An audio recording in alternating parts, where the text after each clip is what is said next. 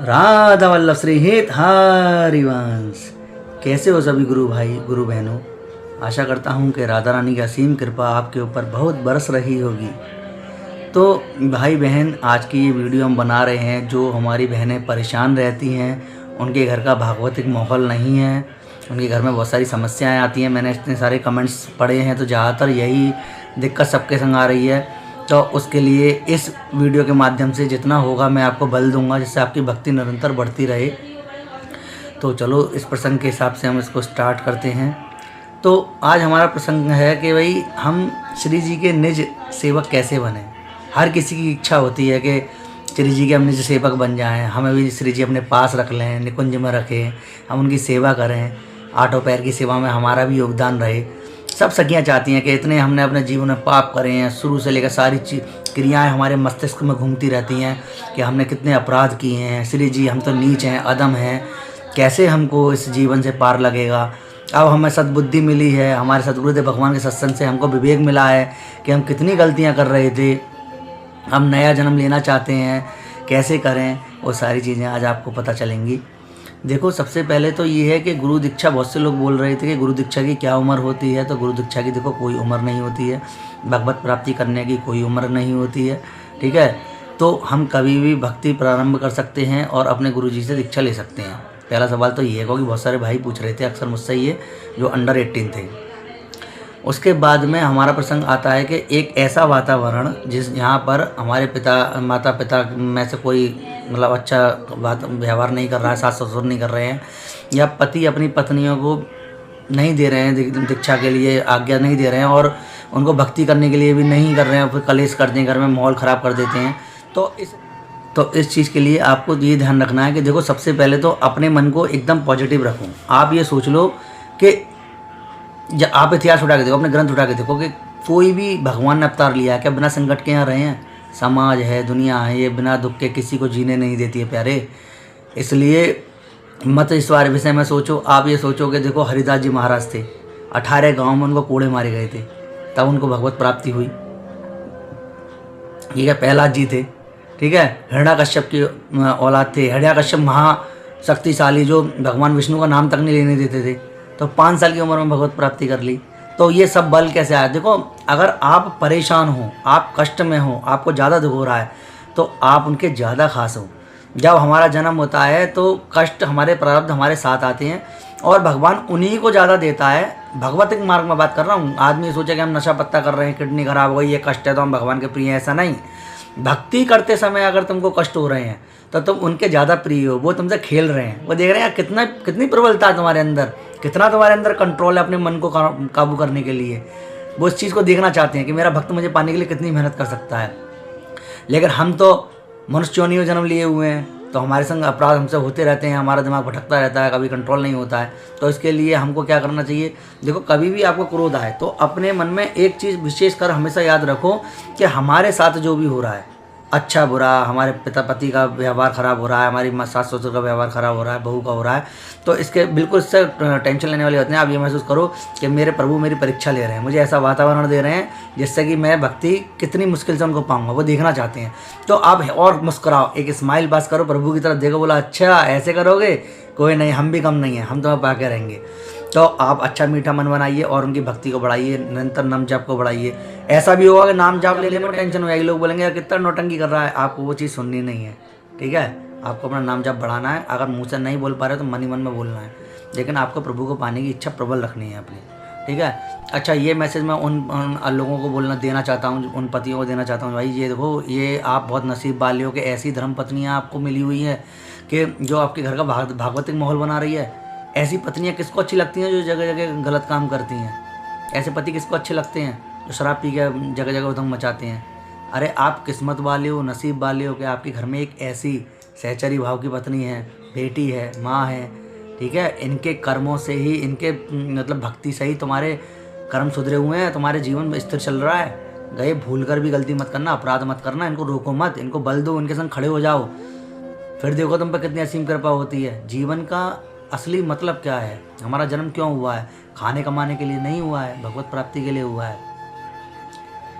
हम जन्म जो लेकर यहाँ घूम रहे हैं ना, इसका मतलब ये नहीं है कि हम अच्छा कमा लें, अच्छा खा लें और बढ़िया रह लें। ये तो सब कर लेते हैं यार, ये कोई अच्छा वो नहीं है, ये हमारी गलत फहमी है, ये एक भ्रम है। भ्रम से बाहर निकलना है। सदगुरु देव भगवान की वाणी हमको इसके लिए बहुत बल देती है।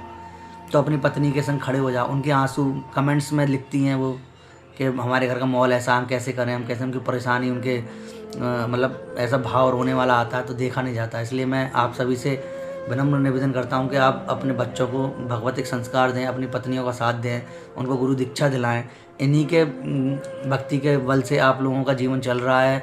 वरना जिस दिन आपके पुराने जितने भी आपके फल हैं वो नष्ट हो जाएंगे ना, तो फिर ऐसा चक्र घूमेगा कि देखने लायक नहीं रहेगा कुछ भी, सब कुछ बर्बाद हो जाएगा।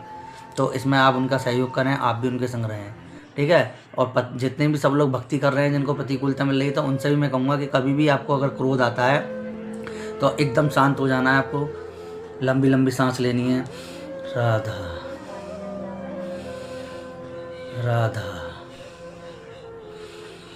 राधा। और श्री जी को याद करना है। और उनके 84 जी का जो पहला पद है, जोई जोई प्यार करे सोई मोए भावे, भावे मोए जोई सोई सोई करे प्यारे। इस पहले पद में इतना बल है, जब आप सोच लोगे ना कि जो भी कुछ हमारे संग हो रहा है, हमारे पति की प्रतिक्रिया खराब हो रही है, हमारे सास ससुर की हो रही है, बच्चों की हो रही है, ये बल तुमको देगा कि श्री जी की मर्जी है, परीक्षा ले रही है तुम्हारी। कितने बड़े भक्त हो तुम, कैसे मुझे पाओगे? तुम उनके निज सेवक हो किसी ज़माने में, तभी तुमको इतना कष्ट दिया जा रहा है। परीक्षा उसी की बड़ी होती है। जैसे आदमी को हाई स्कूल एग्जाम में ज़्यादा मेहनत करनी होती है, फिर इंटर में उससे BSc M.Com में उससे भी अच्छी हो, IAS ऑफिसर के लिए और अच्छी, तो जितनी अच्छी करनी होती है उतनी ही ज़्यादा आदमी को कठिन परीक्षा देनी पड़ती है। तो अपनी कठिन परीक्षा समझ लो, तुम खास हो, तुम लोगों की तरह नहीं हो, तुम सबसे अलग हो। तभी भगवान तुमसे थोड़ा सा परिश्रम ज़्यादा करो। मालूम तुम बहुत जल्दी प्राप्त कर लोगे, तो थोड़ा कठिन मार्ग तुम्हारे लिए बना रहा है। इससे घबराने वाली कोई बात नहीं है। आप लोग भक्ति कीजिए। और सबसे बड़ी चीज़ है कि आप जब इन नेत्रों से कुछ गलत नहीं देखोगे तो आपसे अपराध कम होंगे। इस मुंह से गलत नहीं बोलोगे, अपराध कम होंगे। इन कानों से गलत नहीं सुनोगे, अपराध कम होंगे। ये तीनों चीज़ें हमारे बस में हैं और इनको हमारा चला कौन रहा है? मन। इस मन पे कंट्रोल कैसे होगा? राधा नाम से। राधा नाम का निरंतर जाप करो, तब इस मन को कंट्रोल कर पाओगे, ठीक है। इसे अपना गुलाम बना लो, उसके गुलाम मत बनो। अभी हमें क्रोध आता है, हम बदतमीजी बोलते हैं क्योंकि हम इसके गुलाम हैं। ये हमसे बुलवा रहा है, आप नहीं बोल रहे हो, आप किसी को गाली बक रहे हो, ये बुलवा रहा है, हम इसके गुलाम हैं। अभी इसको अपना गुलाम बनाना है ना, बल चाहिए ना। राधा नाम निरंतर जाप करो और यही पद को याद रखो जो मैंने आपको बताया है। एक अलग ही शक्तियों का अनुभव करोगे, एक अलग ही जीवन आपका बदल जाएगा, ठीक है। तो मेरी बात पे अगर आपको थोड़ा सा ही विश्वास है तो आप इसको एक बार आजमाइए, आपके जीवन में परिवर्तन आने शुरू हो जाएंगे। श्री जी की असीम कृपा आप पे बनने लगेगी। मैं इस बात को समझ सकता हूँ कि उनको थोड़ा सी परेशानी होती है भाई कि ऐसे पति गाली दे रहा, तो वहाँ बल आपको अपने अंदर खुद लाना पड़ेगा, ठीक है। क्योंकि आप बल लाओगे अपने अंदर तभी आप इस माहौल से लड़ पाओगे। उसके लिए आपको शांत होना, सबसे पहली चीज़ शांत, चुप्पी साध लेनी है, पूरी ताकत लगा देनी है शांत, और कोई किसी को वाला जवाब नहीं देना है, ठीक है। सामने वाला अपने आप समझ जाएगा। स्माइल पास करके उसका और क्या, प्रभु हमसे कोई गलती हुई क्षमा करो। देखो इतना कहने से हमारा कुछ नहीं बिगड़ रहा, और वो गलत है, तुम सही हो, तुम ये कर रहे हो, तो और भी ज़्यादा अच्छी बात है यार। भगवान की कृपा हो रही है, ये भगवान की कृपा हो रही है कि हमारे मुँह से नाम निकल रहा है, ठीक है। तो आप इस बात की ध्यान रखें। इसलिए आज ही से ये नियम धारण कर लें। अपने बच्चों से प्रेम से बात करें, अपनी पत्नियों को प्रेम से बात करें, उनको गुरु दीक्षा लेने दें। देखो गुरु दीक्षा का मतलब क्या है? सबसे बड़ी चीज़, इस संसार के अंदर कोई भी ऐसा व्यक्ति नहीं है जिसने पाप ना किए हो, ठीक है। हम तो अधम हैं, नीच हैं, हमारी क्षमता नहीं है, हमें तो भगवान की कृपा चाहिए। अगर आप शराब पीते हो, गुटखा खाते हो, ठीक है, गाली गलौज करते हो, पत्नी को नहीं मारते हो, मांस मदिरा का सेवन कर रहे हो, तो ये चीज़ें क्या हैं? अच्छी हैं कि आपने मन से, देखो जानता सब है, हर इंसान जानता है कि हम गलती कर रहे हैं, लेकिन मानता नहीं है। क्यों? क्योंकि मन का गुलाम है। मन को गुलाम बना लोगे, सारी चीज़ें समझ में आ जाएंगी कि हम गलती कहाँ कर रहे हैं। किसी को मार के, हत्या करके आप अपने जवान को स्वाद देने के लिए पाप कर रहे, फिर जब उसका हिसाब होगा उस समय याद आएंगी कि हिसाब होगा कि भैया हमने ये किया, तब फिर लौटने का कोई ऑप्शन नहीं है ना। तो अभी से सुधर जाओ। पत्नी की बात मान लो। अगर पत्नी तुम्हारी दीक्षा लेना चाह रही है, घर को भागवत बना रही, कह रही मत खाओ मांस मदिरा, मत पियो लो, तो क्यों नहीं मान रहे हो यार? अरे हम बहुत बड़े, मतलब हम पे बहुत बड़ी कृपा है कि हम सनातनी हैं, हम सनातन धर्म में हमारा जन्म हुआ है। ये दोबारा मौका मिलने वाला थोड़ी नहीं है, 84 लाख योनियों में भटक के आने के बाद में आदमी को मिलता है। तो भगवतिक माहौल बनाओ, बच्चों को भी अच्छी अच्छी शिक्षा दो, क्योंकि अगर आपके बच्चों में शिक्षा अच्छी होगी तो आपका कुल बनेगा, ठीक है। उनकी भक्ति चलती रहेगी आपके पीछे, और तब आपको महसूस होगा अरे यार हमने मतलब ऐसा बीज बोया था जो आज इतना बड़ा वृक्ष बन गया कि हमारे जाने के बाद भी हमको छाया दे रहा है। तो भाइयों देखो, सबसे बड़ी बात यह है कि गुरु दीक्षा का सबसे बड़ा आपको मैं मतलब बताता हूँ। गुरु दीक्षा में एक्चुअली क्या होता है कि हमने अपने जीवन में जितने ही पाप करे हैं, जिस दिन हमको गुरु दीक्षा मिल जाएगी उस दिन हमारा नया जन्म हो जाता है, हमारे सारे पाप नष्ट हो जाते हैं। ठीक है जी, हमें सतगुरुदेव भगवान, और हमको उनकी वाणी में भ्रम बुद्धि रखनी है, हमको उनकी बात को गलत नहीं कहना है। अगर वो कह रहे हैं तो वो सत्य है, क्योंकि वो तुमसे कुछ मांग थोड़ी ना रहे हैं जो हम उनकी बात की प्रतिक्रिया दें, गलत जवाब दें। तो ऐसा करना नहीं है, ये महापाप कभी मत करना। तो जब हमारा जन्म हो जाएगा, जो हमारे सारे पाप हैं सतगुरुदेव भगवान अपने ऊपर ले लेंगे, सारी चीज़ें नष्ट हो जाएंगी। सोचो ऐसा कौन सा ऑफर है दुनिया में, कोई ऑफर है जो हमारे किए हुए पाप जो हमने इतने दुनिया में कमाए, दुराचारी करी, कुसंगति करी, शराब पी, मदरा पी, उसको छिड़ कर दिया। इतनी महाशक्ति बिना किसी पैसे के कैसे नहीं कर सकते हो आप? अरे आप लाइन में लगो, आज गुरु जी की दीक्षा पाने का संकल्प ले लो, फिर उसके बाद में ऐसे आपको दीक्षा मिल जाती है, फिर आप कोई पाप मत करना। मैंने हो गया जीवन, आपको लेने कोई यमराज थोड़ी ना आएगा। अरे सखियाँ आएंगी तुमको लेने के लिए श्री जी की। सोचो क्या वातावरण होगा, क्या जीवन होगा, मतलब कैसा फील हो रहा होगा, आनंद को सोचो। जब वहाँ जाओगे तो पुष्प वर्षा हो रही होगी आपके लिए। तुम कितने अधम पापी नीच, हम कितने अधम पापी नीच हो, हमने इतने सारे पाप करे और हमारे सतगुरुदेव भगवान की कृपा से सब नष्ट होगा और हमको कैसा स्वागत मिल रहा है। हमारी पत्नियों के अभी चलो तुम, मैं लग रहा नहीं करे, पत्नी को करने दो, इतना तो छूट दे दो। अगर वो करेंगी तो उनकी से ही तुम्हारे को कहीं ना कहीं तुम्हारी बुद्धि विवेक जागृत हो जाएगा उनकी भक्ति से ही। ठीक है, तो इसलिए मैं तो यही कहूँगा कि इसमें आगे बढ़ो, अपने धर्म में अपने बच्चों को शिक्षा दो। खाली उच्च स्कूल में पढ़ा देना, पैसा खर्च कर देना, उनकी मनमानियों को पूरा कर देना एक अच्छे माता पिता का फ़र्ज नहीं होता है। माता पिता का फ़र्ज होता है कि उसको अपनी धार्मिक संस्कृतियों से जोड़े, सतगुरुदेव भगवान की वाणी से जोड़े, जिससे वो एक अच्छे चरित्र का निर्माण कर पाएँ। क्योंकि अक्सर मैंने देखा है कि बच्चे बाहर पढ़ने आते हैं, कुसंगति करते हैं। ठीक है, बच्चे इंटेलिजेंट हैं लेकिन मानसिक पीड़ित हो गए हैं, कुछ उनके संग ऐसा हो गया है, माता पिता को बता नहीं पा रहे हैं, सुसाइड जैसे केसेस आने लगे हैं। ठीक है, तो अपने बच्चों को जब तुम शुरू से ही बल दोगे, ज्ञान दोगे, तो वो ऐसी गलतियां कभी नहीं करेंगे। उनको मालूम है क्या पाप है क्या गलत है, बस उनको उसमें ढालना पड़ेगा। अरे जो सुबह से लेकर शाम तक राधा नाम ले रहा है मन ही मन में, जो सुबह भगवान की सेवा कर रहा है, अच्छे बुरे की पहचान जानता है, ठीक है, मांस मदिरा का सेवन नहीं कर रहा है, कुसंगति नहीं कर रहा है, तो उसमें फिर बचा क्या? वो तो भगवान का वैसे ही अंश वो है, तो उसमें कुछ नहीं बचा है, उसका उद्धार होगा। आप बच्चों का उद्धार चाहते हो ना, प्यार करते हो ना अपने बच्चों से, तो सनातन से जोड़ो उन्हें। अपने बच्चों से अगर आप प्यार करते हो तो आज ही संकल्प ले लो कि बच्चों को ज्ञान दोगे, गीता पढ़ाओगे, उनसे हित 84 जी का पाठ कराओगे, उनसे क्या नाम जप करवाओगे। ये तो चीज कराते ही रहो। तुम देखो विवेक कितना तेज होगा उनका। पढ़ाई अपनी जगह ठीक है यार, सबका निर्माण होता है, सब अपना अपना कर रहे हैं, लेकिन मेन चीज़ जो है, जो मूल है, जो बेस है, जड़ है, उसको तुम छोड़े बैठे हो, वो ठीक थोड़ी नहीं है। बच्चों को अपना अपनी बुद्धि अपने लिए भी सोचो, अपने बच्चों के लिए भी सोचो। यही जीवन है भाई। हम तो अपने जीवन में क्यों आए हैं? हम यहाँ पे कर्म करने के लिए आए हैं। ठीक है, जो हमको प्रभु ने जिम्मेदारी दी है हम उसको पूरा कर रहे हैं। ठीक है, लेकिन अपने लिए भी तो सोचना है ना। हमारा क्या उद्देश्य है जन्म लेने का? हमारा उद्देश्य केवल दूसरे के मतलब कर्मों को पूरा करने के लिए नहीं है। ये तो चैन है, ये तो चलती रहेगी। जब जब कर्म करोगे आते रहोगे, जाते रहोगे, आते रहोगे, जाते रहोगे। लेकिन अपने लिए क्या सोच रहे हो? अपने लिए क्या निर्माण कर रहे हो? जब हमारे प्राण निकले हैं तो हमें कौन लेने आए, क्या होगा, हमने जितने पाप करे हैं उनसे कैसे मुक्ति मिलेगी? तो इससे सब भजन से मिलती है। भजन में लगो। तो मैं फिर से ये विनम्र निवेदन करता हूँ सभी भाइयों से कि भैया अपनी पत्नियाँ परेशान हो रही हैं, जिनको कह रही हैं हम जा नहीं सकते, उनको लेके जाइए, समय निकालिए उनके लिए।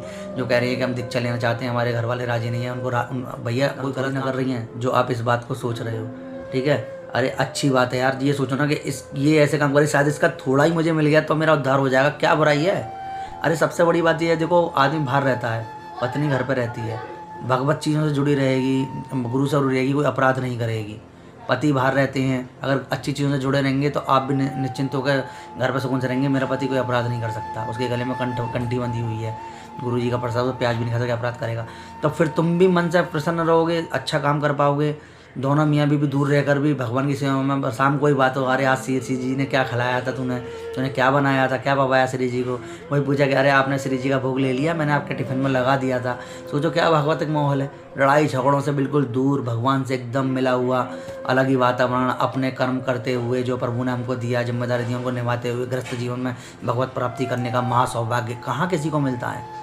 लेकिन हम अपने मन को कंट्रोल नहीं कर पा रहे हैं। तुम पापी नहीं हो, तुम्हारे अंदर कोई अपराध नहीं है। तुम शराब पी रहे हो, तुम गलती थोड़ी ना करते। तुम्हारा मन ये कलयुग की जो शक्तियाँ हैं ना, वो आपको रोक रही हैं। वो कभी नहीं चाहती हैं कि आप भगवत प्राप्ति करो। वो अपना कार्य कर रही हैं, तुम्हें अपना कार्य करना है। देखो हिम्मत करो, सोचो, प्रतिज्ञा ले लो आज ही सही, अरे यार आज से ही मैं क्यों खाऊंगा यार मांस भात, कुछ नहीं। और सब बात है, भोजन है ना हमारे ऑप्शन है ना, तो हम क्यों खाएं, नहीं खाएंगे भैया, हम पाप क्यों करें।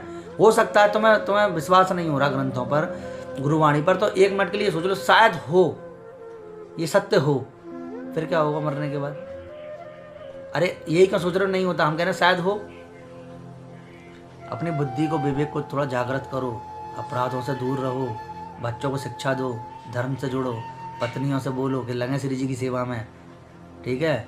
काम है, ठीक है, काम है, काम के संग संग मन में जाप करें, सब कुछ सही हो जाएगा। हर माहौल में भगवत प्राप्ति होगी, आप निज सेवक बन के रहोगे। और मैं कह रहा हूँ, हृदय से बोल रहा हूँ कि तुम श्री जी के निज सेवक हो, तभी तुम्हें इतनी परेशानियाँ हो रही हैं, इतनी प्रतिक्रियाओं का सामना करना पड़ रहा है, और तुम फिर से निज सेवक उनके बनोगे। करो तो सही, गारंटी से बनोगे। हमारे सतगुरुदेव भगवान कहते हैं, जो हृदय से श्री जी को पुकारता है, हे हरि हरि पुकारता है, भगवान उनकी बहुत जल्दी सुनता है। और जितने भी दिल से हृदय से हरि हरि पुकारा है, वो बिना संकट के नहीं पुकारा है। उनकी कथाएं सुनो जो हमारे महाराज जी सुनाते हैं। वीडियो बहुत लंबी हो जाएगी, वरना मैं आप उनके बारे में कुछ परिचय भी देता। अरे इतना संकट, हमारे हरिदास महाराज 18 गांव के कूड़े खा गए, पूरी खाल निकल गई, गंगा जी में फेंक दिया गया, फिर से पुनर्शक्तियों से जीवित होगा, फिर उन्होंने वही राधा राम राम हरे कृष्णा अपना शुरू कर दिया।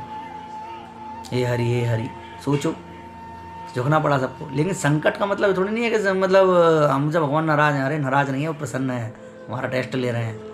जितनी ज़्यादा परेशानियां तुम्हारे जीवन में हैं, उतना ही तुम भगवान के प्रिय रहे हो, तभी तुमको इतनी प्रतिक्रियाएं झेलनी पड़ रही हैं। ये तुम्हारी शक्ति है, इससे कमजोरी मत समझो, ऐसा बल समझो। अरे यार आज मेरे को मेरे पति ने मना कर दी, श्री जी समझ रहा हूँ, मैं समझ रही हूँ, परेशानियों में तुम मेरा टेस्ट ले रही हो ना, छोड़ूंगी नहीं, नाम निरंतर लूंगी, बढ़ा दूंगी। पति को प्रसन्न कर दो, जो भक्ति में लाना है, तो क्या है, श्री जी के लिए कर रही हो ना।